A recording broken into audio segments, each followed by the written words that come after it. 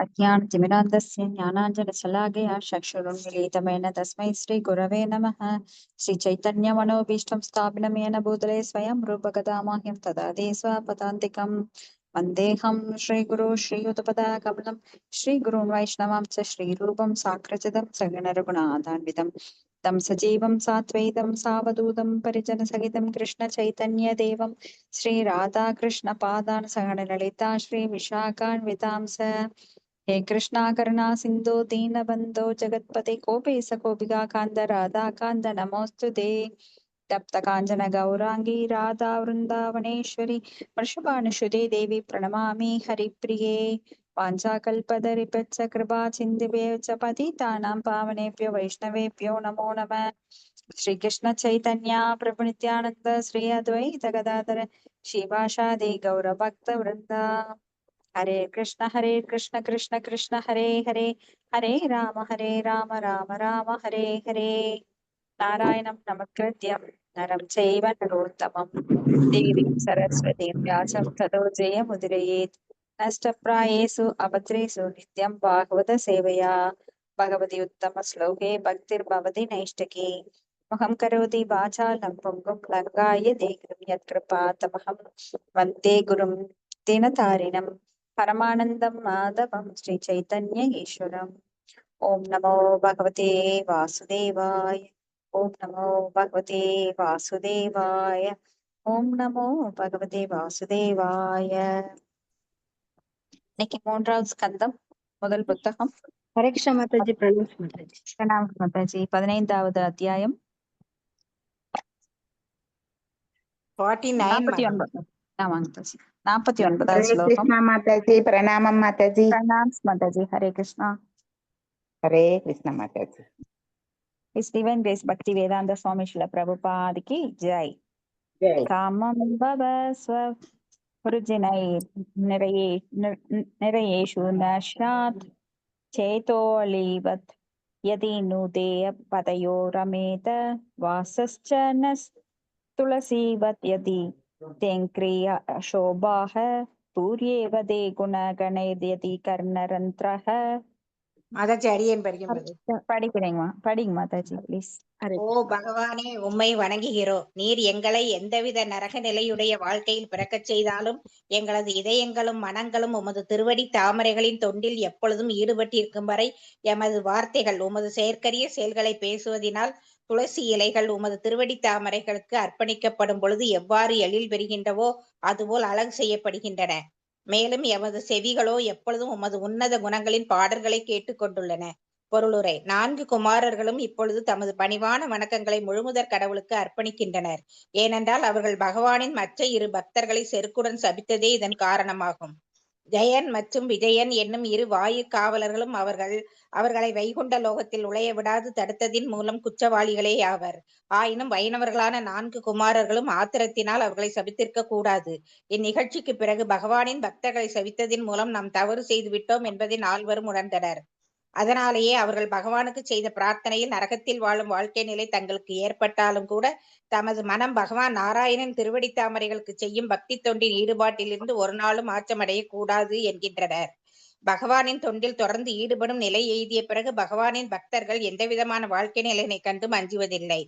நாராயண பர அல்லது முழுமுதற் கடவுளான நாராயணனின் அந்த பக்தர்கள் நா குதஸ்டட பிப்யதி பாகவதம் 6.17.28 என்று சொல்லப்பட்டிருக்கிறது. அவர்கள் நரகத்திற்கு செல்வதற்கு கூட அஞ்சுவதில்லை. பகவானின் உன்னத அன்பு தொண்டில் அவர்கள் ஈடுபட்டிருப்பதே அதற்குரிய காரணமாகும். ஆதலினால் உலக வாழ்வில் சொர்க்கமோ அல்லது நரகமோ இரண்டுமே அவர்களுக்கு ஒன்றுதான். ஏனென்றால் இரண்டுமே உலக இன்பத்தை நாடுபவையே. இந்த 2 இடங்களிலுமே பகவானின் பக்தி தொண்டில் ஈடுபாடு என்பது கிடையாது. ஆகையினால் பகவானின் பக்தி தொண்டில் ஈடுபட்டிருப்பவர்களுக்கு சொர்க்கம் நரகம் என்ற பேதமெல்லாம் இல்லை. லோகாயதவாதிகள் மட்டுமே ஒன்று மற்றொன்று என்று தேர்வு செய்கின்றனர். 4 பக்தர்களும் பகவானுக்கு செய்த பிரார்த்தனையில் தாங்கள் பக்தர்களை சபித்ததினால் நரகத்திற்கு போக வேண்டிய நிலை ஏற்பட்டாலும் கூட தாங்கள் பகவானின் பக்தி தொண்டினை ஒரு நாளும் மறவாதிருக்க வேண்டும் என்கின்றனர். பகவானின் உன்னத அன்பு தொண்டானது மனம், வாக்கு, காயம் என்னும் 3 வழிகளில் செய்யப்படுகிறது. இங்கே முனிவர்கள் தமது பிரார்த்தனையில் தங்களது வார்த்தைகள் பரமபுருஷ பகவானின் பெருமைகளை எப்பொழுதும் போற்றி புகழ்வதிலேயே ஈடுபட்டிருக்க வேண்டும் என்கின்றனர். ஒருவன் அணி அலங்காரங்களுடன் எதுகை மோனைகளோடும் பேசலாம், அல்லது ஒருவர் இலக்கண சுத்தமாக பேசுவதில் திறமையுடையவராக இருக்கலாம். ஆயினும் ஒருவனது வார்த்தைகள் பகவானின் பெருமைகளை போற்றுவதில் ஈடுபட்டிருக்கவில்லை என்றால் அவற்றில் சுவையும் இருக்காது, அவற்றால் பயனும் இருக்காது. இங்கே துளசி இலைகளை பற்றிய உதாரணம் கொடுக்கப்பட்டிருக்கிறது. துளசி இலையானது அதன் மருத்துவ குணம் அல்லது நோய்க்கிருமிகளை அழிப்பது போன்ற நோக்கில் கூட மிகவும் பயனுடையதாகும். அது புனிதமானதாக கருதப்படுவதோடு பகவானின் தாமரை திருவடிகளுக்கும் அர்ப்பணிக்கப்படுகின்றது. துளசிக்கு இது போன்ற எண்ணற்ற நல்ல குணங்கள் உண்டு. ஆயினும் அது பகவானின் திருவடி தாமரைகளுக்கு அர்ப்பணிக்கப்படவில்லை என்றால் அதற்கு இத்துணை முக்கியத்துவமும் மதிப்பும் இருந்திருக்க முடியாது.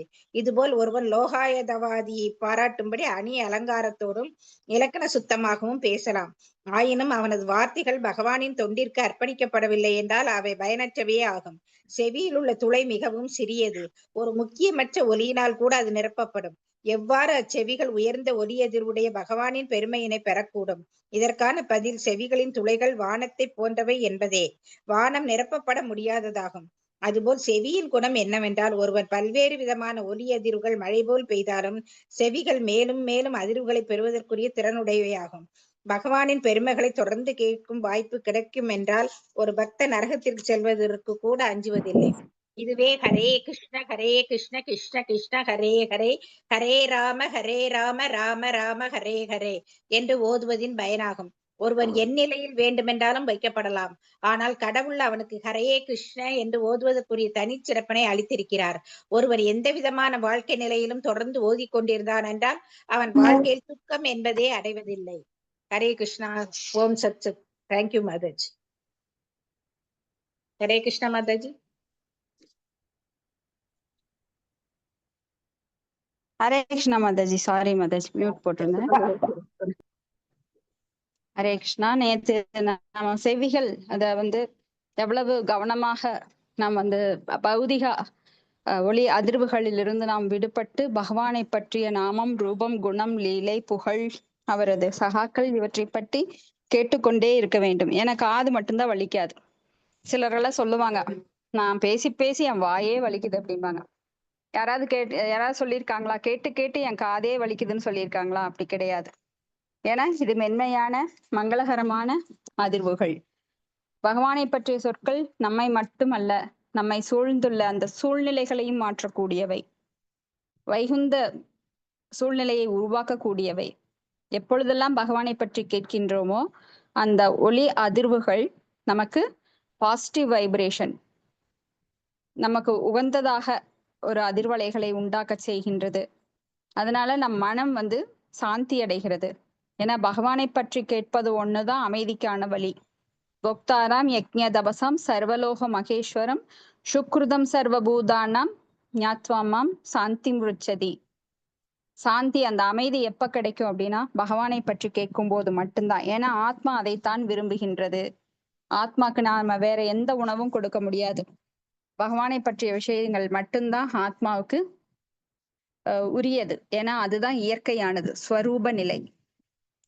நாம அதை விட்டுட்டு நான் காலால நடக்கிறதுக்கு பொதுவா கையால தான் நடப்பேன், வித்தியாசமா இங்க பௌதிகத்துல ஈடுபட்டு இருக்கிறதுனாலதான் நம்மளுக்கு மனக்கவலைகள் அதிகமாகி கொண்டே இருக்கிறது. அதுவும் இந்த கலியுகத்துல பாத்தீங்கன்னா மக்கள் இதை பற்றிய சிந்தனை இல்லாமல் துன்பத்தை அவங்களே வழி போட்டு தேடிக்கிறாங்க. ஏன்னா மாயை தனக்குள்ள இருக்கிறவங்களை மட்டும் கட்டுப்படுத்துறது கிடையாது. ஏன்னா ஏற்கனவே மாட்டிட்டவங்க அதை விட்டு போகாம அதுக்குள்ளேயே இன்பம் இருக்குதுன்னு தேடிட்டு இருக்கிறவங்கள மாயை கண்ட்ரோல் பண்றதே இல்லை. ஏன்னா ஏற்கனவே எங்கிட்டதான் இருக்க நீ, ஏன்னா அறியாமையில முழுசா எங்கிட்ட உக்காந்துட்டு இருக்க, நீ என்னை விட்டு எந்திரிச்சு போற மாதிரி தெரியல. அதனால புதுசா போறவங்களை புடிச்சு இழுத்து அவங்கள சோதிச்சு அவங்க அனுப்புறேன்னு சொல்லி யாரெல்லாம் அந்த மாயிலிருந்து விடுபட்டு அந்த எல்லை கோட்டுக்கு வர்றாங்களோ அவங்களத்தான் மாயை அதிகமா சோதிக்கிறாங்க. சோ உள்ள இருக்கிறவங்க சோதனையில இருந்தாலும் முழுசா வெந்துட்டு இருந்தாலும் அவங்களுக்கு தெரியறது இல்ல, நான் இந்த அறியாமையில உட்காந்து வெந்துட்டு இருக்கேன் அப்படின்னு. சோ வெளியில போக முற்படுபவர்கள் சிலர் மாயை தோற்கடிக்குது. ஏன்னா நான் வெளியில போனாதானே இந்த கஷ்டம், உள்ளே இருந்துக்கிறேன்னு மறுபடியும் உள்ள மறுபடியும் அனுபவிக்கிறாங்க. சோ இப்படி சூழ்நிலைகள் மிகவும் பாதகமாக இருக்கின்றது பௌதிகத்துல. அப்ப இந்த 4 குமாரர்கள் என்ன பண்றாங்க? ஆத்திரத்தால சபிக்கிறாங்க. ஆனா வைஷ்ணவர்கள் எப்பவுமே அடுத்தவங்க மேல கோபப்பட மாட்டாங்க. கோபம் என்பது ரஜோகுணம். ரஜோகுணத்தை உருவாக்குகின்றது. குரோதோத் பவதி சம்மோகா சம்மோகாத் ஸ்மிருதி விப்ரம ஸ்மிருதி பிரும்சாத் புத்தி நாசோ புத்தி நாசாத் பிரணஷ்யதி அப்படின்னு நாம கோபத்தின் விளைவுகள் எல்லாம் பாக்குறோம். சோ கோபமானது நம்மை அழிக்கக்கூடிய ஒன்று. கோபத்துல நம்ம நரம்புகள் எல்லாம் புடைக்கும். அப்ப என்ன ஆகும்னா நம்ம ஆயுள் ரொம்பவே குறையுது. இப்போ ஒரு நிமிஷம் கோபப்படுறதுனால நாம ஒரு 5 நாளை குறைக்கிறோம். அப்ப பாருங்க, நம்ம வாழ்நாள் கழிந்து கொண்டே போகின்றது. கோபத்தினால நம்ம இரத்த நாளங்கள் கொதிப்படைந்து ரத்தம் அதிகமா கொதிப்படையும் போது பிளட் பிரஷர் அதிகமாகுது. இப்படி அது பல நோய்களை சைடு எஃபெக்ட்ஸ் உண்டாகி அது பெரும் நோயா உருவெடுக்குது ஒரு நாளைக்கு. அப்புறம் ஹாஸ்பிட்டல்ல கொண்டு போய் கொட்டுறோம். அப்போ நம்ம கோவப்படலாம். ஏன்னா நம்ம குழந்தைகிட்ட கோவப்படலைன்னா குழந்தைக்கு நல்வழிப்படுத்த முடியாது. அப்போ கோவப்படுற மாதிரி நடிக்கணும், முகத்தை தான் வச்சுக்கணுமே தவிர உள்ளூர நம்ம கோவப்படக்கூடாது. சிலர்கிட்ட நம்ம கோவப்படுற மாதிரி நடிச்சாதான் அவங்கள நல்வழிப்படுத்த முடியும். அப்படின்னா வெளிப்புறமாக அதை செய்யணுமே தவிர நம்ம உணர்வு பூர்வமாக செய்யக்கூடாது. அப்ப இந்த 4 குமாரர்கள் பகவானின் மற்ற 2 பக்தர்களை செருக்குடன் சபிக்கிறாங்க. ஜெயன் விஜயன் அப்படிங்கிற வாயிற்காவலர்கள் வைகுண்ட லோகத்துல நுழைவிடாம விட்டதுனால இவங்க சபிக்கிறாங்க. ஏன்னா ஒரு வைஷ்ணவர் அப்படி சபிக்க மாட்டாங்க. ஆனா இது பகவானுடைய அந்தரங்க சக்தியின் காரணத்தினால இவங்க இப்படி நடந்துக்கிறாங்க. ஏன்னா வைகுண்டத்துல இந்த மாதிரி பேதங்களுக்கு காரணமே கிடையாது. ஏன்னா வைகுண்டம் பேதங்களற்றது. எல்லாருமே ஒரே மனோபாவத்துடன் ஒற்றுமையுடன் அங்க தூய நிலையில இருக்கிறவங்களுக்கு கோபம் வராது. ஆனா இது பகவானுடைய லீலை. அப்பவும் இந்த கோபமே சாபமே விட்டாலும் நாரதர் நிறைய பேருக்கு சாபம் விட்டுருக்காரு. நாரதர் ஒரு தூய பக்தர். அவர் எப்படி சாபம் விட முடியும்? ஏன்னா நல்வழிப்படுத்துவதற்காக, சிலரெல்லாம் நல்வழிப்படுத்துறதுக்காக சாபம் கொடுக்குறாங்க. அந்த சாபத்தின் மூலமா அவங்களுக்கு அனுகிரகம் தருகிறார்கள். இப்போ 10 பிறவியில அவங்க போகணும்னு இருந்தா ஒரே பிறவியில போகிற மாதிரி அவங்க சாபம் கொடுத்து அவங்கள திருத்துறாங்க. சோ அது அவங்க கருணை, மிக பெரும் கருணையாக எடுத்துக்கொள்ள வேண்டும். வைஷ்ணவர்கள் சாபம் கொடுத்தாங்க அப்படின்னா அதுலயும் ஒரு அர்த்தம் இருக்கு. எது நடந்ததோ, எது நடக்கின்றதோ, எது நடக்க போகிறதோ எல்லாமே நன்மைக்கு, பக்தர்களுக்கு மட்டும். பௌதிகவாதிகளுக்கு கிடையாது இந்த தத்துவம். அப்போ நம்ம இங்க சாபம் கொடுக்கறது வைஷ்ணவர்கள் அது பெருசா எடுத்துக்கிறது கிடையாது. ஏன்னா அவங்க நாராயணப்பர அப்படின்னா நாராயணப்பரவே சர்வே குதஸ்சன பிப்யதி ஸ்வர்கோ அபகர்கர் நரகேஷு அபிதுல்யார்த்த தர்ஷனக அப்படின்னு பாக்குறோம். 6வது காண்டத்துல 17வது அத்தியாயம் 28வது ஸ்லோகத்துல நான் குதஸ்சன பிப்யதி. அப்போ அவங்க நரகத்திற்கு செல்றதுக்கு கூட அஞ்சுவது கிடையாது. எங்க இருந்தாலும் சரி, எப்பொழுதும் நான் பகவானுக்கு தொண்டு செய்ய வேண்டும். உடல் தானே இருக்கு, நரகத்துல இருந்தா என்ன, சொர்க்கத்துல இருந்தா என்ன, அது பூலோகத்துல இருந்தா என்ன, அதை பத்தி எனக்கு கவலை இல்லை. ஆனால் உன்னை புழுவாக பிறந்தாலும் உன்னை மறவாத நிலை வேண்டும் அப்படின்ற எண்ணத்துல பக்தர்கள் எப்பொழுதும் பகவானுக்கு தொண்டு செய்ய தங்களை எப்பொழுதும் அதுக்கு தயாராக ஈடுபடுத்தி கொண்டிருக்கிறார்கள். இப்ப பகவானின் பக்தி தொண்டில் ஈடுபட்டிருக்கிறவங்களுக்கு சொர்க்கம் நரகிற பேதங்கள்லாம் கிடையாது. பௌதிகவாதிகள் தான் நான் அங்க போகணும், சொர்க்கத்துக்கு போகணும், நான் வைகுண்டத்துக்கு போகணும் அப்படின்னு 5 விதமான முக்தி வேணும். நேத்துதான் பார்த்தோம் 5 விதமான முக்தி. இப்படி அவங்க டிஃபரன்ஷியேட் பண்ணி பார்ப்பாங்க. இதுக்கு உதாரணம் நம்ம பார்த்தோம் அப்படின்னா இந்திரதும்னன் மகாராஜன், அவர் முனிவரால சாபம் கொடுக்கப்பட்டு கஜேந்திரன் என்ற யானையாக பிறந்து அப்புறம் அவருக்கு பூர்வ ஜென்ம ஞாபகம் வந்தது. தான் ஒரு மன்னன். அவர் தவசியா ஒரு வனவாசம் போகும்போது, அந்த வர்ணாசிரம கொள்கைப்படி வானப்பிரஸ்தம் போகும்போது அவர் உட்காந்து தவம் பண்ணிட்டு இருந்தார். அப்ப அந்த வழியா அகத்திய முனிவர் என்னை பார்த்து நீ மரியாதை செய்யலன்னு சாபம் கொடுத்துட்டார். ஆனா அவருக்கே தெரியல நான் எப்படி இப்படி சாபத்தை கொடுத்தேன். அவர் பாட்டுக்கு தேமன்னு உட்கார்ந்து தவம் பண்ணிட்டு இருக்காரு. எனக்கு எதுக்கு மரியாதை, நான் எதுக்கு மரியாதை எதிர்பார்த்தேன்னு அவருக்கே ஒரு குழப்பம் உண்டாச்சு. ஏன்னா அந்த சமயத்துல அவர் சாபம் கொடுத்தது, அவர் அடுத்த பிறவில கஜேந்திரனாக பிறந்து கஜேந்திர மோட்சம் மிக பிரபலமானது. ரொம்ப ஒரு பாகவதத்துல பாத்தீங்கன்னா கஜேந்திரனோட பிரார்த்தனைகள் எவ்வளவு ஒரு ரியலைசேஷன் உண்டாக்குது அப்படின்னு நாம பார்க்கலாம். ஆதி மூலமே அப்படின்னு சொல்லி அந்த கஜேந்திரன் யானை பகவானை நோக்கி கதறுது. அப்ப பகவான் மாதாஜி காத்து கிடந்த ஹரே கிருஷ்ணா மாதாஜி. ஹரே மாதாஜி கிருஷ்ணா நம்ம மாதாஜி. தப்பானஸ் மாதாஜி. மாதாஜி இப்ப நம்ம இது அந்த படத்தை நம்ம வீட்டுக்கு மேல தூங்கி எந்திரிக்கும் போது எடுத்து பார்த்துட்டு எந்திரிச்சாலும் நல்லதுன்னு சொல்றாரு. இது தர்மசக்கர பிரபு காரைக்குடிக்காரு.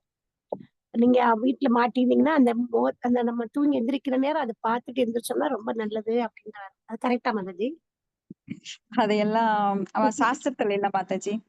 ஓ சரி சரி சரி சரி அப்படின்னு ஆஹ் கிளாஸ்ல சொன்னாரு மாதாஜி. அதை வச்சு கேட்டேன். அந்த அதுக்கு சாஸ்திர பிரகாரம் நம்மளுக்கு சொல்லப்படல. சிலர் கழுதைய பார்த்தா நல்லதுன்னு கழுதைப்படுத்த மாட்டிருப்பாங்க.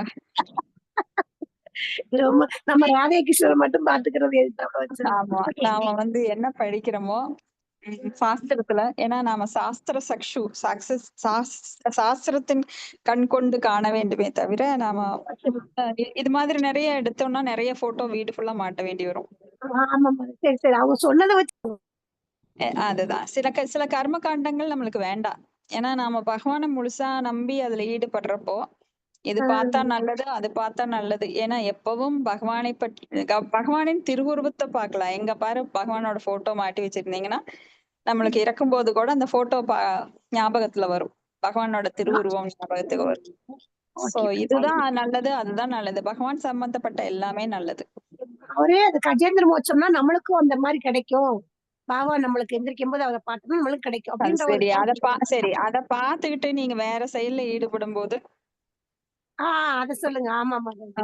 அத மட்டும் பாக்குறதுனால போக முடியாது. இதுல வந்து நிறைய நிறைய உள் கருத்துக்கள் நிறைய இருக்கு. அதனால நம்ம என்ன சில பிரபுபாதர் நம்மளுக்கு சொல்றாரோ அதுல நாம போயிட்டே இருக்கலாம். ஒரே பாதையில பயணிக்கலாம். ஹரே கிருஷ்ணா மாதாஜி. ஹரே கிருஷ்ணா மாதாஜி. மோட்சமே வேண்டாம்னு சொல்றோமே, நாம தான் பக்தி தொழில் அங்கேயே போயிடும். வைகுண்டத்துக்கே ஆமா மாதாஜி. சொல்லுங்க ஹரே மாதாஜி. கிருஷ்ணா மாதாஜி. மாதாஜி கஜேந்திர மோக்ஷம் எங்களுக்கு எல்லாம் ஒரு வாட்டி சொல்லுங்க மாதாஜி. அது கண்டிப்பா நம்ம படிக்கும்போது லைனா போயிட்டே இருக்கலாம் மாதாஜி. அப்போ நாம படிக்கலாம். கஜேந்திர மோக்ஷம் படிக்கலாம். சரிங்க மாதாஜி. சரிங்க மாதாஜி. ஓகே தேங்க்யூ மாதாஜி. ஹரே கிருஷ்ணா மாதாஜி. ஹரே கிருஷ்ணா. இப்ப பக்தி தொண்டில் ஈடுபடுறவர்களுக்கு சொர்க்கம் நரகம் அப்படிங்கிற பேதம் எல்லாம் கிடையாது. அப்ப நான் எங்கிருந்தாலும் பகவானுக்கு பக்தி தொண்டில் ஈடுபடுவதே என்னோட சுரூப நிலை. ஜீவேன சுரூபகாய கிருஷ்ணேர நித்யதாச. இப்படி இங்க வந்து இந்த 4 பக்தர்கள் பகவானுக்கு செய்த பிரார்த்தனையில தாங்கள் பக்தர்களை சபிப்பதால் நரகத்திற்கு போக வேண்டிய நிலை ஏற்பட்டாலும் கூட தாங்கள் பகவானின் பக்தி தொண்டினை ஒரு நாளும் மறக்காதிருக்க வேண்டும் அப்படின்னு நினைக்கிறாங்க. ஏன்னா இங்க பக்தி தொண்டு பகவானின் உன்னத அன்பு தொண்டானது மனம், வாக்கு, காயம் என 3 வழிகளில் செயல்படுத்தப்படுகிறது.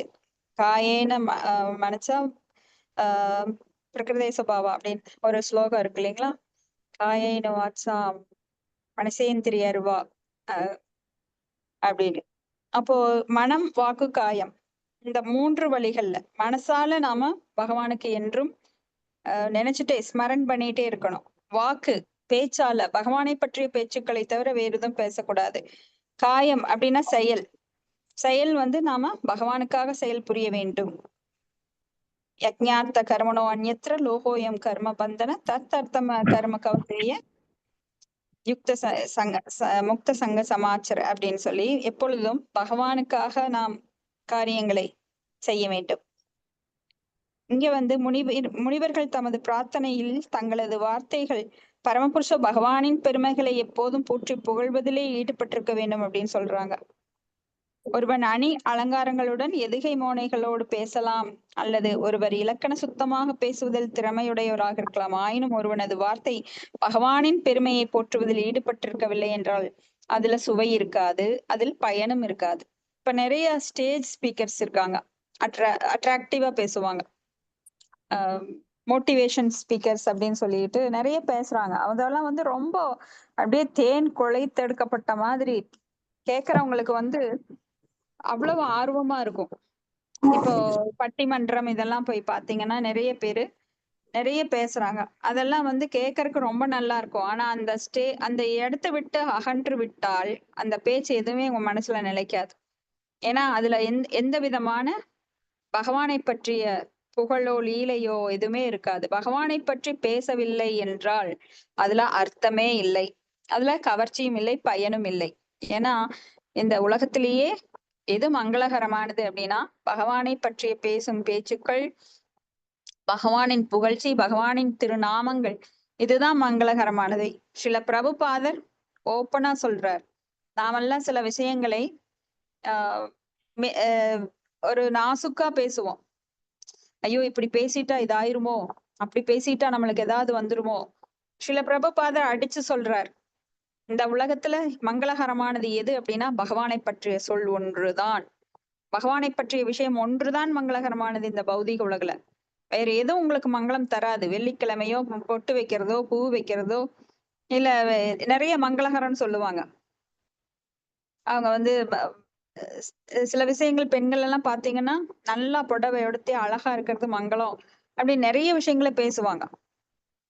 மஞ்சள் போட்டு குளிக்கிறது மங்களம். தினம் வந்து பூஜை அறை நம்ம வந்து விளக்கேத்தி வைக்கிறது மங்களம். பூஜை அறையில விளக்கேத்தி வச்சுக்கிட்டு பக்கத்து வீட்டு பெண்மணியோட உட்கார்ந்து வேண்டாத பேச்சு பேசினா அது மங்களமா? கிடையாது. அப்போ எப்பொழுதும் பகவானுடைய சிந்தனையில் ஈடுபட்டு கொண்டே அவரை பற்றி சததம் கீர்த்த எந்தோமாம் எதந்த சத்துட பிரதாக அப்படின்னு மச்சித்தா மத்கத பிராணா போதையந்த பரஸ்பரம் கதையந்த மாநித்யம் துஷ்யந்தீச்ச ரமந்திச்ச. இப்படி எப்பொழுதும் பகவானை பற்றி பேசிக் கொண்டிருப்பதுதான் மங்களம். மற்ற வார்த்தைகள் எல்லாம் வீணானவை. அவையெல்லாம் நம்மளுக்கு நேரத்தை அழிக்கக்கூடியவை. நேரம் என்பது ரொம்ப முக்கியமானது. ஏன்னா போன ஒரு நிமிஷம் திரும்பி வராது. சோ பேச்சு பயனுள்ளதாக இருக்க வேண்டும். இத வந்து நாம அந்த ரெக்கார்டிங் நிறுத்திட்டு நம்ம பேசலாம், பேச்சு எப்படி இருக்கணும் அப்படிங்கிறது. ஏன்னா பேச்சுக்கள் ஒரு சொல்லு தவறிட்டா கூட அது வந்து ரொம்ப மோசமான விளைவை தரும். அது வைஷ்ணவ அபராதம் மற்றும் நேரத்தை வீணடிக்கிற சொற்கள். ஏன்னா நாம இந்த ஜூம் மீட்டிங் எதுக்காக பயன்படுத்துறோம்? பகவானை பற்றி பேச மட்டுமே பயன்படுத்துறோம். வீணான சொற்கள் பேசணும் அப்படின்னா அது வந்து நம்ம நேரத்தை தவறாக உபயோகப்படுத்துவது. ரொம்ப வைஷ்ணவர்களுக்கு அது ரொம்ப மோசமான விளைவு. ஏன்னா தெரிஞ்சுமே நாம தப்பு பண்றோம். இப்ப இங்க துளசி இலை உதாரணம் இங்க கொடுக்கப்பட்டிருக்கு. துளசி இலை அப்படிங்கிறது மருத்துவ குணம் கொண்டது, நோய் கிருமியை அழிப்பது. நாமெல்லாம் இப்போ பெருமாள் கோயில்ல பாத்தீங்கன்னா துளசி இலை தீர்த்தம் தான் கொடுப்பாங்க.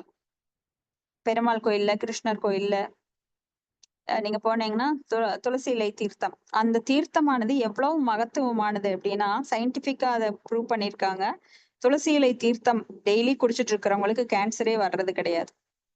ஏன்னா அது நோய் கிருமி, அவ்வளவு பெரிய நோய் கிருமி. அது மருத்துவ குணம் கொண்டது. பல நோய் இப்ப சளி அப்படின்னாலே குழந்தைகளுக்கு என்ன பண்ணுவாங்க, உடனே துளசி சாறு எடுத்து குழந்தைக்கு கொடுப்பாங்க, உடனே சளி போயிடும். ஆனா இப்பெல்லாம் ஆன்டிபயோட்டிக் கொடுக்க ஆரம்பிச்சுட்டாங்க. ஆன்டிபயோட்டிக் வந்து அந்த கிருமி நாசினி அப்படின்னு சொல்ல முடியாது. அது உள்ளேயே கிருமியை அமுத்தி வைக்கிறது. அப்ப அந்த கிருமி உள்ள இருக்கும், ஆனா வெளியில வந்து தற்போதைய நிவாரணம், தற்காலிக நிவாரணம் அளிப்பது. ஆனா உள்ள வந்து அது கட்டியாட்ட வளர்ந்துட்டே இருக்கும். ஆனா துளசி அப்படி கிடையாது. துளசியானது உள்ளேயே வேரோடு அந்த நோயை அழிச்சிடுது. அப்படி துளசி மிகவும் புனிதமானது, மருத்துவ குணம் கொண்டது, பகவானுக்கு பிரியமானது, லட்சுமிகரமானது. அது இருக்கும் இடத்தில் துஷ்டம் பூச்சிகள் வர்றது கிடையாது. அது வந்து ஒரு பாசிட்டிவ் வைப்ரேஷன் ஏற்படுத்தக்கூடியது. துளசி வைக்கிற இடத்துல பாத்தீங்கன்னா அந்த இடங்கள் கீழே வந்து பிளவு ஏற்பட்டிருக்கும், ஒரு தூர் மாதிரி ஏற்பட்டிருக்கும் செவுத்துல, கீழே தரையில எல்லாம். ஆனா இந்த துளசி வைக்கும் போது அந்த மாதிரி வராது. ஏன்னா அங்க அந்த பாசிட்டிவ் வைப்ரேஷன் ஏற்படுறதுனால நெகட்டிவ் அழிச்சிருது. இத வந்து சயின்டிபிக்கா நிரூபணம் பண்ணியிருக்காங்க. இப்படி புனிதமாக கருதப்படுவதோடு பகவானின் தாமரை திருவடிகளுக்கும் அர்ப்பணிக்கப்படுகிறது. ஏன்னா பகவான் வந்து பத்திரம் புஷ்பம் பலம் தோயம் யோமே பக்தியா பிரயச்சதே தத் அகம் பக்தி வக்ருதம் அஷ்னாமி பிரயதாத்மனக அப்படின்னு சொல்றாரு. ஒரு பூவோ ஒரு இலையோ, அந்த ஒரு பூவோ அப்படின்னா பகவானுக்கு பிரியமான நறுமணம் உள்ள பூக்கள் ஏதாவது ஒன்று அர்ப்பணித்தாலும் அது அன்போட எனக்கு அர்ப்பணி. அந்த அன்பைத்தான் நான் எடுக்கிறனோ தவிர நீ எவ்வளவு பெருசா எனக்கு அர்ப்பணிக்கிறேன்னு பாக்குறது கிடையாது. ஒரு துளசி இலை அப்படின்னா என்ன? ஒரு துளசி பத்திரம். பகவானுக்கு மிக மிக மிக பிரியமானது துளசி. ஏன்னா அவங்க ஒரு தூய பக்தை. அப்ப துளசி வந்து பகவானுக்கு ரொம்ப பிரியமானது. இது நாம வந்து ஒரு லீலையில கூட பார்த்தோம். ருக்மணி தேவி துளசி இலையை அர்ப்பணித்து அந்த தராசு அது வந்து பகவான் வந்து உட்கார்ந்து இருக்கிற தட்டு மேல எழும்பி வருது. ஆனா எவ்வளவு நகையை போட்டும் அது வந்து மேல எழும்பி வரல. பகவான் வந்து கீழேயே, அந்த தட்டு கீழேயே இருக்கு. இதையும் நாம பார்த்தோம். அப்போ அவ்வளவு முக்கியத்துவமானது. அப்போ ஒருவன் லோகாயதவாதி பாராட்டும்படி அணி அலங்காரத்தோடும் இலக்கண சுத்தமாகவும் பேசலாம். ஆயினும் அவன் வார்த்தைகள் பகவானின் தொண்டுக்கு அர்ப்பணிக்கப்படவில்லை எனில் அவை பயனற்றவையே. நிறைய பேர் பேசுறாங்க, கேள்விகள் கேட்கறாங்க, பேசுறாங்க. எத்தனையோ அரசியல்வாதிகள் பேசிட்டே இருப்பாங்க. சோ பேச்சு அப்படிங்கிறது ரொம்ப ஒரு எச்சரிக்கையா இருக்கணும். ஏன்னா பேச்சுங்கிறது நம்ம சொல்லியிருக்கவே மாட்டோம். ஒருத்தரை புண்படுத்தும்படி சொல்லியிருக்கவே மாட்டோம். ஆனா அவங்க நினைச்சுக்குவாங்க நம்மளை பத்தி தான் அவங்க பேசுறாங்க. சோ பேச்சுக்கள் பேசும்போது அது பல தவறாக புரிந்து கொள்ளும் நிலை நம்மளுக்கு வரலாம். அதனால நம்மளுக்கு பாதகம் வரலாம். பேச்சுக்கள் பேசும்போது அது வந்து ஒரு மாயையானது நம்ம உள்ள இழுத்துட்டே போகும். ஒரு ஆழமான புதை கிணற்றுக்குள் போற மாதிரி நம்மளை இழுத்துட்டே போயிரும். அப்ப அந்த பேச்சுக்கள் ஒண்ணுமே செயல் செய்ய வேண்டாம். நீங்க கத்தி எடுத்து ஒருத்தர் கொலை பண்ண வேண்டாம். ஆனா வார்த்தைகள் வந்து சிலரை புண்படுத்தும் போது அதுவும் கொலைக்கு சமம். ஏன்னா மானசீகமான கொலையும் கூட ஒருவனை கொல்கின்றது. உயிரோடு இருப்பாங்க, ஆனா மனசால் அவங்கள கொன்னுட்டோம் அப்படின்னா அதற்கு தண்டனை இந்த கொலையை விட அதிகமா இருக்கும். ஏன்னா நம்ம மனசால செய்யற அந்த கொலைக்கு இங்க தண்டனை கிடையாது. பௌதிக உலகுல தண்டனை கிடையாது. இப்போ கத்தி எடுத்து இல்ல ஒரு மோசமான வழியில ஒருத்தனை அடிச்சு கொன்னுட்டோம்னா அதுக்கு அரசாங்கம் தண்டனை கொடுக்கும். நீ ஒரு கொலையாளி, உனக்கு தூக்கு தண்டனை கொடுக்கிறோம், இல்ல சிறை தண்டனை கொடுக்கிறோம், ஆயுள் தண்டனை கொடுக்கிறோம். ஆனா மனசால நம்ம கொலை பண்ணிட்டோம்னா அது யாருக்கும் தெரியறது இல்ல. ஆனா அந்த சொல்லானது ஒருத்தர்கிட்ட அதை உறுத்திட்டு இருக்கும் சாகர வரைக்கும். என்ன திருக்குறள்ல கூட சொல்றாங்க இல்லையா, நான் காக்க, யாருக்காவது தெரியுமா அது? சோகாப்பர் சொல்லிழுக்கப்பட்டு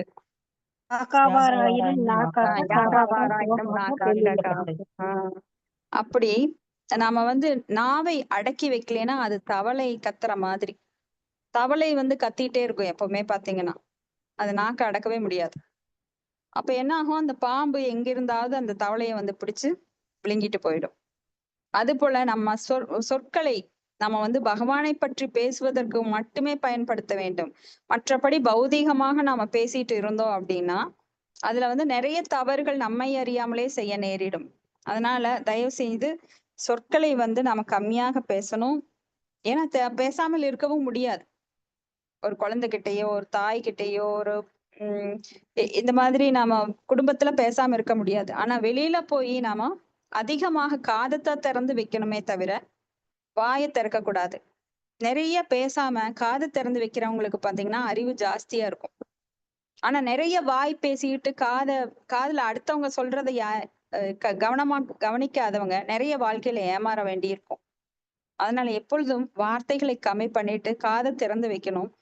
அடுத்தவங்க என்ன சொல்றாங்க அதை நாம எப்படி நல்ல முறையில எடுத்துக்கலாம், இப்படிதான் பண்ணணுமா, அது அடுத்தவங்களை குற்றம் காணுவதற்காக அதை உபயோகப்படுத்தக்கூடாது. இப்படி நம்மளுக்கு வந்து வாயானது ரொம்ப முக்கியமானது. ஏன்னா நம்ம உறுப்புகள்லயே மிகவும் முக்கியமானது வாய் தான் சொல்றாங்க. உபதேசாமிர்தத்துல கூட நம்மளுக்கு சொல்லப்பட்டிருக்கு, வாச்சோ வேகம் மனச குரோதோ வேகம் ஜிக்வா வேகம் உதரோபஸ்த வேகம் ஏகான் வேதான்யோ விஷகேத தீர சர்வாம் அபிமாம் பிருத்வீம்ச சிஸ்யாத். வாச்சோ வேகம், அப்போ சொற்கள் அந்த வாயினால வாயை அந்த சொற்களை அடக்குபவர்கள், உண்ணுவதை அடக்குபவர்கள். ஏன்னா வாய் வந்து ஒண்ணு பேசும், இல்லைன்னா தின்னுட்டே இருக்கும். எங்க அந்த கடைசியில இருந்து இந்த கடைசியில போறக்குள்ள வீட்டுக்குள்ள ஒரு ரவுண்ட் அடிச்சா எதையாவது ஒண்ணு வாயில போட்டுட்டு போவோம். இப்படி அந்த வாயானது கட்டுப்படுத்துறது ரொம்ப சிரமம். அப்ப திடீர்னு நாம கோபத்துல வாயை அடக்க முடியாம ஏதாவது சொல்லிட்டோம்னு வைங்க, அதை திருப்பி எடுக்க முடியாது. அப்போ சொற்கள் வந்து ஒரு தடவை போட்டுட்டோம் அப்படின்னா அதை திரும்ப வாங்க முடியாது. அப்ப ஐயோ இப்படி பேசியிருக்க வேண்டாமே, கோவத்துல அப்படி பேசிட்டனே, அதனால பல விளைவுகள் உண்டாகும். அப்போ இந்த சொற்களானது பல வீடுகள்ல பார்த்திருக்கலாம். அவன் எப்படி என்ன அந்த சொல்லலாம் அப்படின்னு சொல்லிட்டு அவங்க வாழ்நாள் ஃபுல்லா அவனுக்கு ஒரு பகைவனா மாறிடுவாங்க. சோ வாயை கட்டுப்படுத்தணும். அது போல செவி அப்படிங்கிறதும் அந்த அதிர்வலைகள், பகவானை பற்றி மட்டும்தான் அந்த அதிர்வலைகள் கேட்க வேண்டுமே தவிர பகவானின் பெருமையை தவிர்த்து வேற எதையும் கேட்கக்கூடாது. அது நரகத்திற்கு கொண்டு செல்லும். அதனாலதான் நம்ம ஹரே கிருஷ்ண கிருஷ்ண கிருஷ்ண ஹரே ஹரே, ஹரே ராம ராம ராம ஹரே ஹரே அப்படின்னு நாம சொல்றோம். அதை காதால கேட்கிறோம். ஒருவன் எந்நிலையில் வேண்டுமானாலும் வைக்கப்படலாம். ஆனால் கடவுள் அவனுக்கு ஹரே கிருஷ்ண என ஓதுவதற்குரிய தனி சிறப்பினை அளித்திருக்கிறார். ஒருவன் எந்த விதமான வாழ்க்கை நிலையிலும் தொடர்ந்து ஓதிக்கொண்டே இருந்தானால் அவன் வாழ்க்கையில் துர்க்கம் என்பதே அடைவதில்லை. சோ இந்த பக்திக்குள்ள பூந்தவங்க எல்லாத்துக்குமே தெரியும், முதல்ல நாம எப்படி கவலைப்பட்டுட்டு இருந்தோம், இப்படி இந்த கவலைகள்லாம் நீங்கி இப்ப எப்படி ஆத்ம ஆனந்தத்தை அனுபவிக்கிறோம் அப்படிங்கறத நாம சொல்லி புரிய வைக்க வேண்டியதில்லை. அனுபவத்தினால உணர்பவர்கள் அதுல மேன்மையான நிலையை அடைஞ்சிருக்கிறாங்கன்றத ஒவ்வொருத்தரும் உணரலாம். அடுத்தது பதம் 50.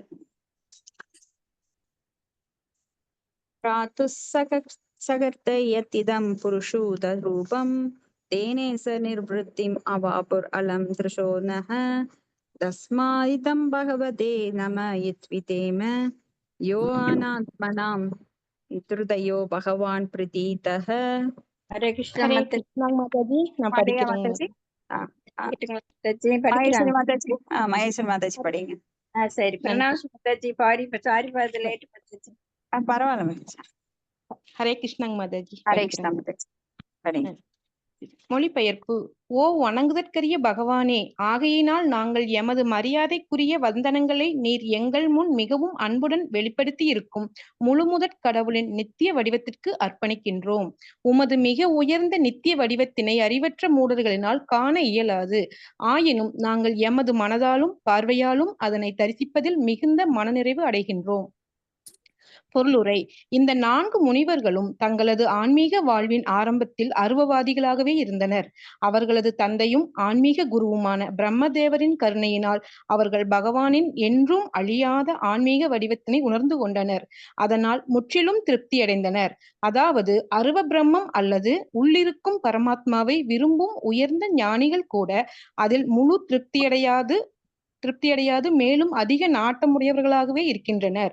அவர்கள் மனதளவில் திருப்தியடைந்த போதிலும் அவர்களின் விழிகள் மேலும் மேலும் நாடுகின்றன. இம்மனிதர்கள் முழுமுதற் கடவுளை உணரும் நிலை பெற்றவுடன் அவர்கள் எல்லா விதங்களிலும் திருப்தியடைகின்றனர். இதனையே அவர்கள் பக்தர்களாக மாறி பகவானின் வடிவத்தை தொடர்ந்து காண விரும்புகின்றனர் என்றும் கூறலாம். இதனையே பிரம்ம சம்ஹிதை தனது விழிகளில் அன்பு என்னும் மைதடவி கிருஷ்ணரின் மீதுள்ள அன்பில் வளர்ச்சியடைந்த ஒருவன் பகவானின் என்றும் அழியாத வடிவத்தினை தொடர்ந்து காண்கிறான் என்று உறுதி செய்கிறது. இது தொடர்பாக பயன்படுத்தப்பட்டிருக்கும் வார்த்தையான அனாத்மனாம் என்பது தங்கள் மனதையும் புலன்களையும் கட்டுப்படுத்தாது யூகத்தினால் பகவானுடன் நித்திய வடிவத்தினை கண்டு இன்புறும் பாக்கியம் பெறுவதில்லை. அருவவாதிகளுக்கும் யோகிகளுக்கும் பகவான் எப்பொழுதும் யோக மாயை என்னும் திரையினால் மூடப்பட்டிருக்கிறார்.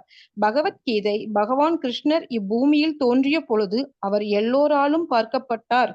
ஆனால் அருவவாதிகளும் யோகிகளும் அவரை காண முடியவில்லை. காரணம், அவர்களிடம் பக்தியுடைய பார்வை இல்லாமலேயே என்று கூறுகிறது.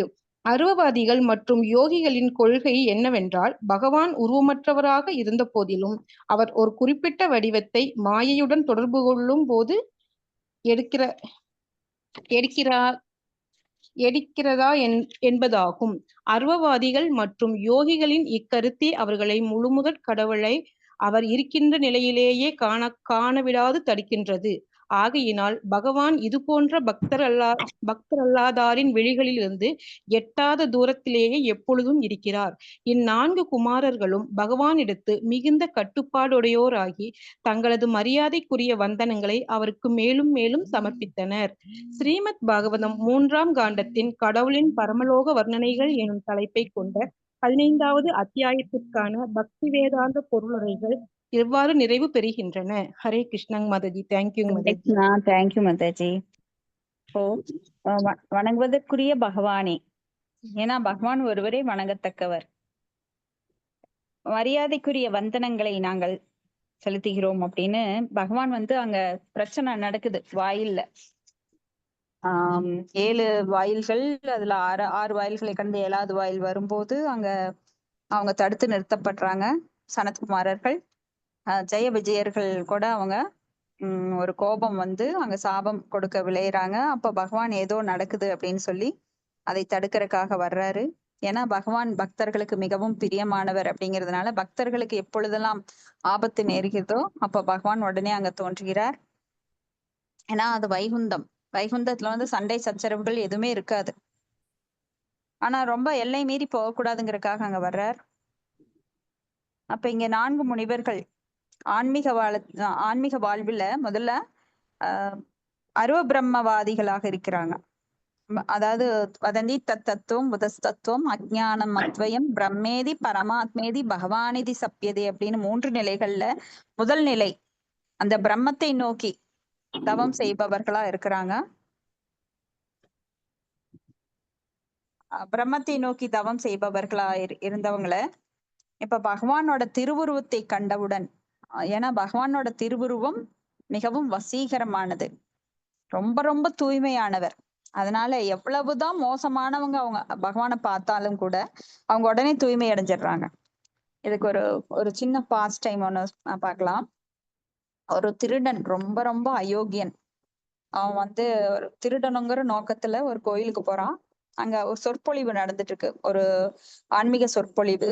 அங்க வந்து பிரச்சாரகம் செஞ்சுட்டு இருக்காங்க. பகவானை பத்தின ரூபத்தை அவங்க சொல்லிட்டு இருக்காங்க. பகவான் வந்து எவ்வளவு அழகானவர், அவர் தாமரை போன்ற விழிகளை உடையவர், அவர் வந்து எப்பவும் மஞ்சள் நிற பட்டு கட்டி அப்படியே அழகிய கைகள், அவரது ரூபம் எழில்மிகு ரூபத்தை வர்ணனை செஞ்சுட்டு இருக்காங்க. சந்திரன் ஒரு கண்ணாகவும் சூரியன் ஒரு கண்ணாகவும் வானவில் போன்று அவரது புருவங்கள் அழகாக இருக்கும்.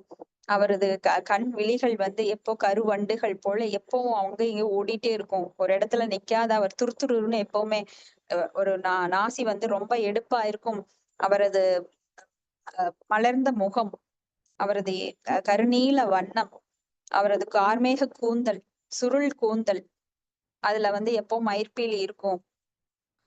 அவரது பற்கள் வந்து முத்துக்கள் கோர்க்கப்பட்டது போல அழகாக இருக்கும். அவரது பற்கள்ல இருந்து அந்த வெளிச்சம் அப்படியே பகவான் இருந்து வர்ற வெளிச்சம் அந்த பற்கள்ல இருந்து எதிரொலிக்குமா. அப்ப அவர் வந்து அவரது உதடுகள் வந்து தாமரை இதழ் போன்று அழகாக இருக்கும். அவர் ஆபரணங்கள், அவருடைய ஆபரணங்களையும் வர்ணிக்கிறாங்க. மரகத குண்டலம், காதுகள்ல வந்து அந்த மீன் போன்ற குண்டலத்தை அணிந்திருப்பார். அவர் வந்து வாடாத வைஜெயந்தி மாலை அணிந்திருப்பார், கௌஸ்தும மணி அணிந்திருப்பார், ஸ்ரீவத்ச குறி இருக்கும். அவரது திருமார்பல்ல எல்லாம் வைரம் வைடூரியம் ஒட்டியானம், கைகள்ல கை வளையங்கள், எப்படி அவர் வந்து நிறைய ஆபரணங்களை அணிஞ்சிருப்பாரு. அதுல வந்து பல கற்கள், நீல வண்ணம், கார்மேக வண்ணம், அந்த வைடூரியம், சிவப்பு, மஞ்சள் அப்படின்னு சொல்லி பச்சை மரகத கற்கள் அப்படியெல்லாம் அணிஞ்சிருக்கும் போது அதுல அவர்கிட்ட இருந்து வர்ற அந்த தேஜஸ் பட்டு அப்படியே வானவில் போல அப்படியே பிரகாசமா ஒளிக்கும். அது வந்து நட்சத்திரங்கள் பல கலர்ல மின்ற மாதிரி அவர்கிட்ட இருந்து. இப்ப நம்ம பாத்தீங்கன்னா ஒரு கண்ணாடி துண்டு துண்டா விழுந்து செதறி போச்சுன்னா அதுல ஒளி பட்டுதுன்னா எப்படி அது பல பிரதிபலன்களை உருவாக்குதோ, அது போல பகவான் இருந்து கோடிக்கணக்கான அந்த அவர்கிட்ட இருந்து வர தேஜஸ், அந்த ஒளியானது அந்த நகையில பட்டு அதுவும் எதிரொலிக்குமா. அப்ப பகவான்றது ஒளி வெள்ளம் அப்படியே பொங்கி வருமா, எப்படி ஒரு அருவி ஊத்துற மாதிரி அந்த ஒளி வெள்ளம் பொங்கிட்டே இருக்குமா. அப்படியே வர்ணிச்சுட்டு இருக்கிறாரு அந்த பாகவதர். இத கேட்டுட்டு அந்த திருடன் மெய் மறந்து அதை கேட்டுட்டு இருக்கான். ஓ, அவனுடைய எண்ணம் எப்படின்னா, பகவானுடைய அழகுல லயிக்கிறதை விட அந்த ஆபரணங்கள் மேல கவனம் போயிடுச்சு. இப்படிப்பட்ட ஒரு பணக்காரனா? அப்படின்னா இவன் எங்க இருப்பான்? அடுத்தது அவர் சொல்றாரு, ஆஹ் இப்படி இப்படிப்பட்ட பகவான் கிருஷ்ணர் எப்பொழுதும் தன் கோபிகளுடன் எப்பொழுதும் பிருந்தாவனத்துல நடனமாடிக் கொண்டிருப்பார். அவர் வந்து எப்பொழுதும் அங்க லீலைகள் அந்த காணங்கள்ல அந்த 15 விதமான காடுகள், அந்த காடுகள்ல வந்து அவர் லீலைகள் புரிந்து கொண்டிருப்பார் அப்படின்னு சொன்ன உடனே, ஓ, பிருந்தாவனத்துல தானே இருக்கியா? இரு இரு வர வர அப்படின்னு சொல்லிக்கிட்டு அவன் என்ன பண்றான், காட்டை நோக்கி போறான். இந்த பையனை புடிச்சா போதும், நாம கோடீஸ்வரன் ஆயிடலாம் அப்படின்னு சொல்லிக்கிட்டு பிருந்தாவனத்துக்கு போறான். ஏன்னா அவர் பாகவதற்கு உண்மையான ஒரு உள்ள பக்தி இருக்கோ இல்லையோ, அவர் சொற்கள் வசீகரமா சொல்லிட்டு இருக்கிறது இவன் உள்ளத்துல ஆழமா பதிஞ்சு, அந்த நகைகளை எப்படியா திருடணும், நான் செட்டில் ஆயிரணும் வாழ்க்கையில, ஒரு தடவை கொள்ளையடிச்சா போறோம், நான் செட்டில் ஆயிரான்னு நினைச்சுக்கிட்டு அவன் போறான். போயிட்டு அந்த கிருஷ்ணன் எங்க இருப்பான்? கருநீல வண்ணமா இருப்பான். அவன் மயிர்பீலி அணிஞ்சிருப்பான், மஞ்சள் நிற பட்டு அணிஞ்சிருப்பான், அவன் வந்து ரொம்ப அழகா இருப்பான் அப்படின்னு சொல்லிட்டு, அந்த மாதிரி ஒரு உருவம் எங்க வருது அப்படின்னு காட்டுல மேல பாக்குறான், கீழே பாக்குறான், மரத்துக்கு பின்னாடி பாக்குறான், காட்டுல ஃபுல்லா தேடிட்டே இருக்கான். போறான் ரொம்ப தூரம் போயிட்டே இருக்கான். நைட் எல்லாம் தூங்கல. அந்த நிலவு வெளிச்சத்துல பாத்துட்டே இருக்கான், எங்காவது ஒரு அசைவு தெரியுதா, அந்த பையன் வரானா அப்படின்னு. அப்போ ரொம்ப நேரம் தேடி தேடி கிடைக்காம ஓஞ்சு போய் உக்காந்துட்டான் ஒரு இடத்துல. அப்ப கிருஷ்ணர் திடீர்னு தோன்றார். தோன்றி இவன் முன்னாடி வர்றாரு. ஏய், உன்னைத்தான்ப்பா தேடிட்டு இருக்க, நீ ஏன் வந்துட்டியா அப்படின்னு சொல்லி அவரை பிடிக்க போறான். அப்ப கிருஷ்ணர் சொல்றாரு, என்ன வேணும் உனக்கு, எதுக்காக என்னை பிடிக்க வர்ற அப்படின்னு.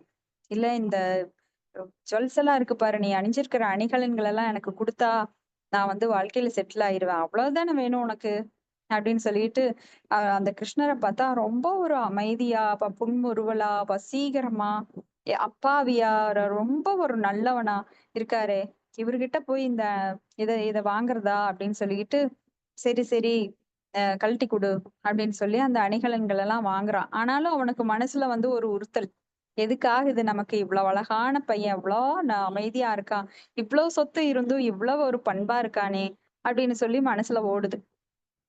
சரி, அப்ப கழட்டி கொடுத்துட்டாரு. சரி, மூட்டை கட்டிட்டு சரி போலாமா, சரி கேட்டிருக்க கூடாதோ, நாம ஏன் கேட்டோம் அப்படின்னு அவனுக்கு தனது உள் உணர்வுகள் தூய்மையாகி பகவானை பார்த்த அந்த இதுல எல்லாம் அவனுக்கு வந்து ஏன் திருடணும், எதுக்காக திருடுறோம், அந்த எய்மை கிடையாது. ஆனா பார்த்த ஞாபகம் மட்டும், அந்த நினைவு, பகவானை பற்றிய நினைவு, அந்த அழகு, அந்த அமுதம் போன்ற அவரது சொற்கள், அதுதான் திரும்ப திரும்ப வருதே தவிர, நான் திருடி இருக்கேன், இத வச்சு என்ன பண்ணலாம் அப்படிங்கிற எண்ணம் எல்லாம் அவனுக்கு இல்ல.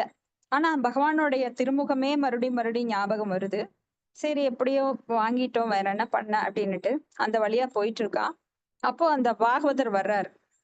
ஏன்பா, நீ அந்த பையனை பத்தி கேட்டியே, பாத்தியா அப்படின்னு.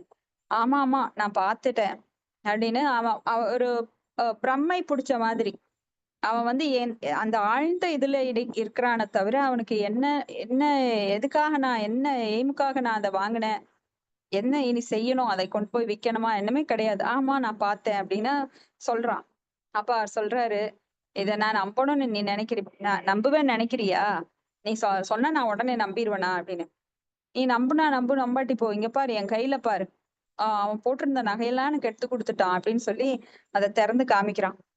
அப்ப இவருக்கு ரொம்ப அதிசயம். ஏன்னா இவன் ஒண்ணுமே இல்லாத ஒரு பரம பிச்சைக்காரன் போல இருந்தவன் அப்படிதான் இப்போ இருக்கான். ஆனா இவன் கையில இத்தனை நகையா, அதுவும் பல கோடி கோடி மதிப்புள்ள இந்த நகைகளை எவ்வளவு அசால்ட்டா துணி மூட்டையில போட்டுட்டு போறான் இவன். கண்டிப்பா இவன் வந்து யாரோ ஒரு பெரிய நபரை சந்திச்சிருக்கான். ஆனா கிருஷ்ணர் இவன் எப்படி சந்திக்க முடியும்? நான் வந்து சான்ஸ்கிரிட் எல்லாம் படிச்சு, பல ஸ்லோகங்கள் எல்லாம் படிச்சு, பகவான் ஆராதனை பண்ணி, பூநூல் போட்டு ஒரு பெரிய பிராமணன், நான் வந்து பகவானை பற்றி பிரசங்கம் பண்ணிட்டு இருக்கேன், ஒரு பாகவதன், எனக்கே பார்க்க முடியல, இவன் பார்த்தானா அப்படின்னு இவர் மனசுக்குள்ள எள்ளி நகையாடிட்டு, இல்ல நீ பொய் சொல்ற, நீ உண்மையா கிருஷ்ணர் பாத்தியா அப்படின்னு சொல்லும்போது, ஆமா, நீ சொன்ன அதே சின்ன பையனைத்தான் நான் பார்த்தேன் காட்டுக்குள்ள, அவன் தான் எனக்கு இதெல்லாம் கொடுத்தான், சரி வா, நாம 2 பேரும் மறுபடியும் போய் பார்க்கலாம் வா அப்படின்னு சொல்லும் போது மறுபடியும் உள்ள போறாங்க. காட்டுக்குள்ள போய் ரொம்ப நேரம் தேடினா மறுபடியும் பகவான் வந்து தன்னை அப்படி அவ்வளவு சீக்கிரம் வெளிப்படுத்த மாட்டார் இல்லையா? அப்போ கிருஷ்ணா கிருஷ்ணா கிருஷ்ணான்னு சொல்லி அவன் கதறான். எங்க இருக்க?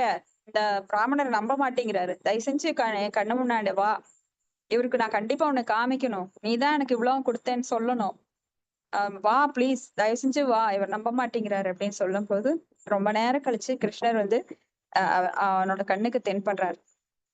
அப்போ கிருஷ்ணா சொல்லு, நீதானே எனக்கு கொடுத்த, இவர் நம்ப மாட்டேங்கிறாரு பாரு அப்படின்னு. அப்ப அந்த பாகவதர் கேக்குறாரு, யார் கூட பேசிட்டு இருக்க நீ? எனக்கு யாரும் தெரியலையே, நீ என்ன கிருஷ்ணா கிருஷ்ணான்னு சொல்லிட்டு இருக்க? நல்லா பாருங்க, இந்த மரத்தடியில கிருஷ்ணர் நின்னுட்டு இருக்காரு. அப்பவும் அந்த பிராமணருக்கு தெரியல. அப்போ இவன் சொல்றான், இங்கதான் நிக்கிறாரு அப்படின்னு சொல்லி. அப்போ அந்த பிராமணர் வந்து பகவானே ஏன் என் கண்ணுக்கு தெரிய மாட்டேங்கிற அப்படின்னு கேட்கும்போது அசரீரியா சொல்றார், நீ வெறும் வார்த்தைகளால் மட்டும்தான் என்னை தேடுன, ஆனா இவன் வந்து தன் மனதார என்னை வந்து உணர்வால தேடினா. அப்போ நாம பிரம்ம சம்ஹிதியில கூட பாக்குறோம் இல்லைங்களா? பிரேமேஞ்சன சுரித பக்தி விலோச்சனேன சந்த சதைவ ஹிருதயேஷு விலோகயந்தி சந்த சதைவ ஹிருதயேஷு விலோகயந்தி யம் ஸ்யாம சுந்தரமசிந்த குணஸ்வரூபம் கோவிந்தம் ஆதி புருஷம் தமஹம் பஜாமி. பிரேமை என்ற மைப்பூசப்பட்ட கண்களால் மட்டுமே பகவானை காண வேண்டும். திரிவேதி சதுர்வேதி அப்படின்னு நான் பண்டிதன், நான் எல்லாம் படிச்சிருக்கேன், நான் தான் பார்க்க முடியும்னு நினைக்கிறவங்கனால யாரும் பார்க்க முடியாது. ஆயிரம் ஆண்டுகள் தவம் செய்தாலும் அவனால் காண முடியாது. ஒரு துளி அகந்தை இருந்தாலும் பகவானை காண முடியாது. நான் ஏதும் அறியாதவன், எனக்கு ஒண்ணும் தெரியாது என்கின்ற பணிவான அமானித்துவ நிலையில இருக்கிறவன் மட்டும்தான் பகவானை காண முடியும். என்னிடம் ஒன்றுமில்லை, அகிஞ்சன, அந்த அகிஞ்சன நிலை, நான் என்கிட்ட எதுவுமே இல்லை, என்கிட்ட அறிவு கிடையாது, எல்லாம் உன்னுடையது. எனக்கு ஞாபகம் வருதா, மத்தக ஸ்மிருதி ஞானம் அபோகனம் ச, நான் பேசுறேன்னா அதுவும் உன்னுடைய தயையால, நான் மறக்கிறேன்னா அதுவும் உன்னுடைய தயையால அப்படின்னு எல்லாத்துக்கும் பகவானை சரணடைந்தவர்களால், உணர்வால் சரணடைந்தவர்களால் மட்டுமே, சரணடைன்னு வெறும் வார்த்தைகளால மட்டும் வார்த்தைகளால சரணடைஞ்சவங்களுக்கு பகவானை என்னைக்குமே மனசாலையும் சரி கண்களாலையும் சரி காண முடியாது, அவரை நெருங்கவே முடியாது. அப்போ இந்த பிராமணர் உணர்ந்துட்டார், ஓ நான் வந்து அகந்தை உள்ளவன், நான் ரொம்ப படிச்சிருக்கிறேன் ஒரு திமிரு, ஆனா இவங்கிட்ட உள்ள வந்து மனசுல கல்மிசம் கிடையாது. ஆனா நினைச்சா திருடணும்னு நினைச்சா, ஆனா அது ஒரு பெரிய பாவம் கிடையாது. ஏன்னா அபராதம் இல்லாத ஒரு சில பாவம் வேற, அபராதம் வேற. பாவம் வந்து தவிர்க்க கூடியது, அதுக்கு வந்து பரிகாரம் பண்ணலாம். ஆனா அபராதத்தை வந்து பண்ணிட்டோம் அப்படின்னா அதை வந்து நம்ம என்னைக்குமே அதுக்கு விமோச்சனமே கிடையாது. ஏன்னா பாவத்தை மன்னிச்சிருவாரு, ஆனா அபராதத்தை என்னைக்குமே மன்னிக்கிறது இல்லை. அதனாலதான் 10 குற்றங்கள் அபராதம் இல்லாம நாம ஜபம் செய்யணும். வைஷ்ணவர்களுக்கு அபராதம் பண்ணக்கூடாது. வைஷ்ணவ அபராதம் மிகப்பெரிய குற்றம். அது நாம பக்தியை எவ்வளவு வளர்த்தி இருந்தாலும், இப்பவும் சொல்லிட்டு இருந்தாலும், நான் நாம ஜபம் செய்யறேன், அதனால நான் யாரையாவது பத்தி பேசுறேன் வைஷ்ணவர்களை அப்படின்னு சொன்னா அதுல நம்மளுக்கு எல்லாம் அடிபட்டு போயிடும். அப்ப மறுபடியும் நாம பக்தி பண்ணணும், நாமம் செஞ்சுட்டு இருக்கோம் அப்படின்னா, நீங்க 90 மார்க் வாங்கியிருந்தேன்னா -80 மார்க், அப்ப 10 மார்க்ல தான் நிப்பீங்க. சோ அது மாதிரி நாம எவ்வளவோ ஏறி இருப்போம், ஆனா அபராதம் பண்றதுனால அந்த அளவு சறுக்கிடுவோம். சோ அதுல கவனமா இருக்கணும். அப்போ இங்க நாம வந்து புலன்களையும் மனங்களையும் கட்டுப்படுத்தாது யூகத்தால் பகவானுடன் நித்திய வடிவத்தினை கண்டு இன்புறும் பாக்கியம் பெறுவதில்லை. யூகத்தினால, கற்பனையினால. ஏன்னா மனமும் புலன்களையும் கட்டுப்படுத்துறதுதான் யோகம். யுஜ் அப்படின்னா பகவானையும் நம்மையும் இணைப்பது. யுஜ் என்கின்ற சான்ஸ்கிரிட் வார்த்தையிலிருந்து தான் யோகம் அப்படிங்கிறது தோன்றும். யோகம் அப்படின்னா பகவானை நம்மையும் இணைப்பது. பகவானை நம்மை இணைக்க முதல்ல என்ன பண்ணணும்? மனதையும் புலன்களையும் கட்டுப்படுத்தணும். இதுதான் ஃபர்ஸ்ட். அதுக்காகத்தான் அஷ்டாங்க யோகம் பண்றாங்க. மனதையும் புலன்களையும் கட்டுப்படுத்திருக்கு. யம நியம ஆச்சன பிராணயாம பிரத்யங்காரா தாரண சமாதி தியான அப்படின்னு நிறைய ஸ்டேஜஸ் போய், ஆனா பக்தியில பாத்தீங்க அப்படின்னா மனதையும் புலன்களும் தானாக கட்டுப்படுத்துகிறான் ஒரு பக்தன். எப்படின்னா உயர்ந்த சுவை கிடைக்கிறதுனால.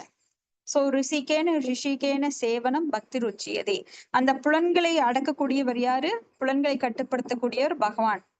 அப்ப அந்த பகவானுக்கு சேவை செய்யும் போது புலன்கள் தானாக கட்டுப்படுகிறது, தூய்மை அடைகின்றது. தூய்மைப்படுத்தப்பட்ட புலன்களால் மீண்டும் பகவானை நாம் காண முடியும். தூய்மையற்ற புலன்களால மனதாலேயோ பகவானை காண முடியாது.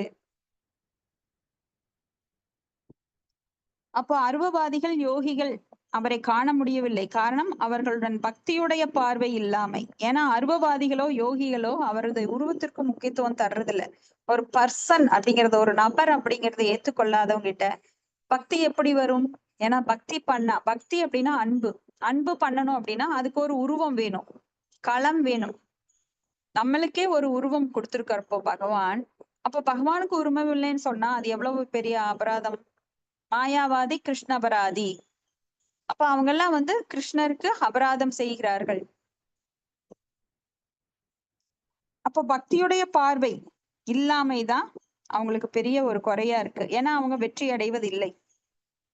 அருவவாதிகள் யோகிகள் ஒரு ஒரு லெவலுக்கு அவங்க அளவுல அருவவாதிகள் வெற்றி பெற்றாலும் அது முழு வெற்றி இல்லை, பூரணத்துவம் கிடையாது. ஏன்னா அவங்க அருவத்தன்மையில ஒன்று பெறும் எண்ணத்தோட தான் இருப்பாங்க. அப்போ ஒளி வடிவத்தோட அவங்க ஒன்று பெறும் நிலைக்கு வந்தாலும் மீண்டும் வீழ்ச்சி அடைகிறார்கள். அது போல யோகிகள் என்ன பண்றாங்க? சித்தர்கள் மாதிரி 8 விதமான சித்திகள், அஷ்டமா சித்திகள் பெற்றவுடன் நாங்க எல்லாம் அடைச்சிட்டோம் அப்படின்னா அதுல நின்னுக்கிறாங்க. சோ மனுஷானாம் சகசிரேஷு கச்சித் எதது சித்தையே எததாம் அபி சித்தானாம் கச்சின் மாம்பே தித்தத்வதக அப்படின்னு சொல்லியும் பகுனாம் ஜென்மனாம் அந்தே ஞானமான் மாம் பிரபத்தியதே வாசுதேவ சர்வம் இதி அப்படின்னு, வாசுதேவன் தான் சர்வம் அப்படின்னு அடையறக்கு அவங்களுக்கு பகுனாம் ஜென்மனாம் நிறைய ஜென்மங்கள் வேண்டி தேவைப்படுது. அப்ப முழுமுதற் கடவுளை அருவவாதிகள் மற்றும் யோகிகள் இக்கருத்தே அவர்களை முழுமுதற் கடவுளை அவர் இருக்கின்ற நிலையிலேயே காண விடாது தடுக்கிறது. ஏன்னா அவங்களுக்கு அன்பு தொண்டுங்கிறது கிடையாது. அதனாலதான் அங்க ஒரு தடை ஏற்படுது. ஆகையினால் பகவான் இது போன்ற பக்தரல்லாதவர் வெளிகளுக்கு எட்டாத தூரத்திலேயே எப்பொழுதும் இருக்கிறார். அப்ப இங்க 4 குமாரர்களும் பகவானிடம் மிகுந்த கட்டுப்பட உடையவர்களாகி தங்கள் மரியாதை வந்தனங்களை அவருக்கு மேலும் மேலும் சமர்ப்பித்தனர். ஏன்னா இவங்க சரணடைஞ்சிட்டாங்க பகவானுக்கு. ஏன்னா அவங்க தந்தை பிரம்மதேவர் அவர் பகவானை பற்றி ஏற்கனவே அவங்களுக்கு அறிவுறுத்தி இருக்கிறார். ஆனா இவங்க நேர்ல பார்த்தோன்ன பிரம்மதேவரோட வர்ணனை எப்படி ஒத்து போகுது அப்படின்னு தெரிஞ்சுட்டு இவர்தான் முழுமுதற் கடவுள் என ஒத்துக்கொண்டு அவர்கிட்ட முழுமையாக சரணடைந்து பக்தர்களாகி பகவானுக்கு தங்களது தாழ்மையான வணக்கங்களை தெரிவிக்கிறார்கள். ஹரே கிருஷ்ணா. இதோட முடிச்சுக்கலாம். உங்களது கருத்துக்கள் ஏதா இருந்தா சொல்லலாம்.